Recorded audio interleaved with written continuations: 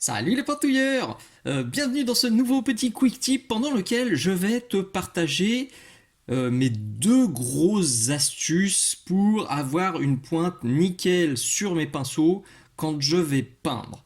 Alors première astuce, déjà je nettoie mon pinceau ou mes pinceaux. Je t'explique comment faire dans cet autre tuto que je te mets en lien à la fin de ce petit quick tip et puis je te le remets dans la description de cette vidéo si tu veux retrouver rapidement. Donc je t'explique comment nettoyer la pointe nickel. Pas besoin de produits magiques, pas besoin d'acheter un truc qui coûte la peau des miches sur des sites spécialisés. Moi j'utilise juste du savon, je te l'explique très bien dans la vidéo et j'ai pour habitude de faire ça quand je commence une nouvelle figurine, comme ça me permet de partir sur de bonnes bases. On va dire que l'astuce bis, c'est d'utiliser des pinceaux différents. En général, j'utilise trois pinceaux. Tu le sais, si tu suis ma chaîne, j'ai un petit système hop là, de marquage comme ça. Alors quand je dis marquage, c'est un bien grand mot. En fait, quand j'achète des nouveaux pinceaux, toujours des Da Vinci Maestro, eh ben, je vais regarder les pointes. Les meilleures pointes, je vais les garder et je vais mettre une petite pastille bleue. Quand je dis je mets une pastille, je mets une crotte de peinture bleue et je trempe l'arrière du pinceau et ça va me faire du bleu à l'arrière ou du vert. C'est soit du bleu, soit du vert. Ça, c'est le pinceau top moumoute que je vais garder vraiment pour les dégradés ultimes, pour les détails ultra méga fins, pour les micro battle damage, pour les micro textures. Celui-ci, il sert qu'à ça. Avec l'embout gris, eh ben, c'est plutôt un pinceau alors, qui était bleu au tout début et qui a basculé en gris parce que la pointe s'est un petit peu émoussée après quelques mois. Et du coup, le gris va me servir pour les premiers dégradés, pour les aplats, les trucs comme ça, parfois pour les mélanges, mais j'essaye au maximum de ne pas mélanger avec ces pinceaux qui sont vraiment très bons. Et celui-ci, donc, c'est plutôt pour les premières étapes. Et quand le gris devient vraiment pas bon, et ben, tu vois, il passe en marron. Et le marron, c'est pour les shades, c'est pour les peintures contrastantes, c'est pour les mélanges, c'est pour tout ce qui abîme vraiment les pinceaux. Donc, déjà, en faisant ça, donc, je vais nettoyer tous mes pinceaux et je fais gaffe à les classer comme ça par ordre de qualité de pointe. Je pars dès le début sur des bases nickel pour ma figurine. La deuxième astuce, pour avoir une pointe nickel, quand je vais décharger mon pinceau, ça c'est un truc que j'explique, la charge, la décharge, c'est un truc que j'explique dans cette vidéo exclusive Patreon. Si tu décharges ton pinceau et qu'à chaque fois ça te pète ta pointe, c'est parce que tu dois humidifier ton chiffon. Alors moi je parle de chiffon, c'est ma pintouillette, c'est le chiffon lavable et réutilisable que je vends sur la boutique Mini Socle. C'est beaucoup plus écologique, beaucoup plus économique que d'utiliser du papier absorbant puisque c'est lavable et réutilisable. Donc ce que je vais faire, je suis exactement comme toi. Si j'ai de la peinture sur mon pinceau et que je passe ça sur un chiffon sec, ça va boire toute la peinture d'un coup et du coup, eh ben, il y a de bonnes chances pour que moi aussi, ça me pète ma pointe. Alors là, en l'occurrence, ça le pète pas parce que c'est un embout bleu. La pointe, elle est vraiment parfaite et même en faisant le bourrin, normalement, elle va pas éclater. Mais quand j'utilise les autres pinceaux et puis souvent après quelques heures de peinture, les pointes, elles finissent par éclater. Donc ma petite astuce, c'est de toujours, dès le début de mon processus, dès le début de mes séances de peinture, je vais tremper mon doigt dans mon gobelet d'eau propre, évidemment, et j'humidifie la zone sur laquelle je vais décharger mon pinceau. En faisant ça, c'est un peu comme si je passais le pinceau en bouche, et ben la zone va être humide et du coup, mécaniquement, ça va moins absorber de peinture quand tu vas passer sur ton chiffon. Exactement comme une éponge.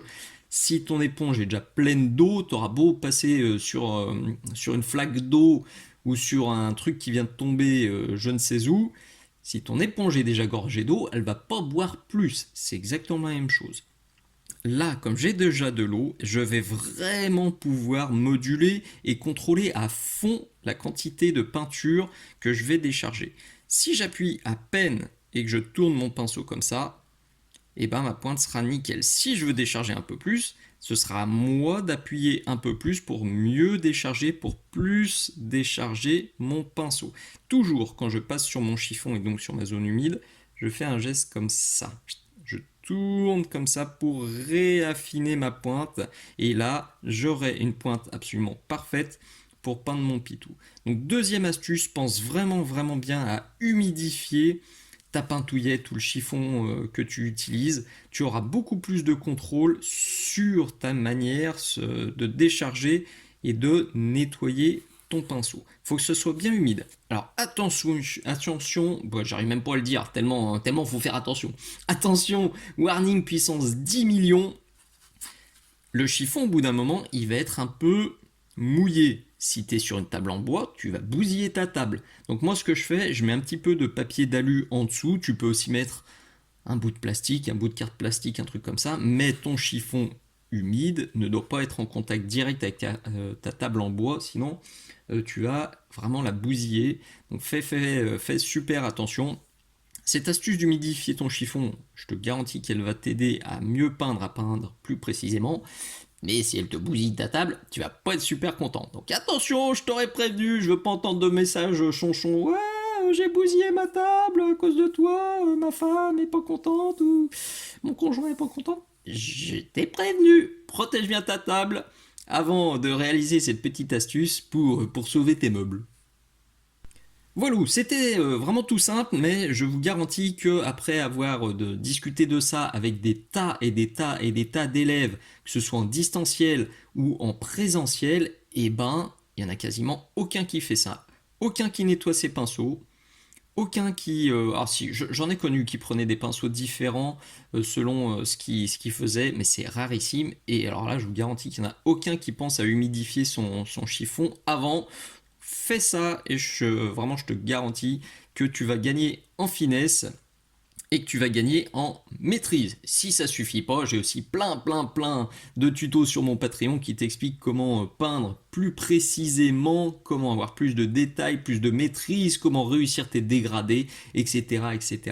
Chaque mois sur mon Patreon, je publie 3 nouvelles vidéos, 2 avant-premières qui arrivent au bout d'un an sur YouTube et une vidéo exclusive qui n'arrivera jamais sur YouTube. Et les vidéos exclusives se cumulent dans le temps. Au jour où je tourne ce tuto, ce quick tip, il y a déjà 71 vidéos exclusives qui attendent tous les nouveaux abonnés. Et comme ça se cumule dans le temps, et ben peut-être que quand tu mates cette vidéo, il y en a 100, 200, 300, 4000, je sais pas. Toutes les infos sont notées dans la description, sur ma page Patreon également. Tu as vraiment tous les détails, tout est très clair. Et je termine cette vidéo avec une bonne nouvelle. Alors pareil, au moment où je tourne cette vidéo, c'est vrai, peut-être que c'est pas vrai au moment où tu regardes, tu le regarderas si c'est dans plusieurs mois. En tout cas là, je réouvre des sessions de cours en distanciel ou en présentiel. Donc si tu veux apprendre avec moi, eh ben, je t'invite chaudement à me contacter sur la boutique Mini-Socle ou sur mon Patreon, ou sur mon Facebook. Il y a plein de façons de me contacter. Je te conseille de ne pas me contacter sur Instagram, parce qu'en général, les messages, je les vois pas, parce que c'est pas encore un média sur lequel je vais énormément, en tout cas à ce jour. Donc si tu veux progresser avec moi, si tu veux voir les astuces en direct, donc en distanciel ou en présentiel, fais péter un petit message et on pourra en discuter. Allez, j'espère vraiment que ces 2 astuces, elles vont t'aider à progresser, elles vont t'aider à mieux maîtriser ta peinture et ton pinceau.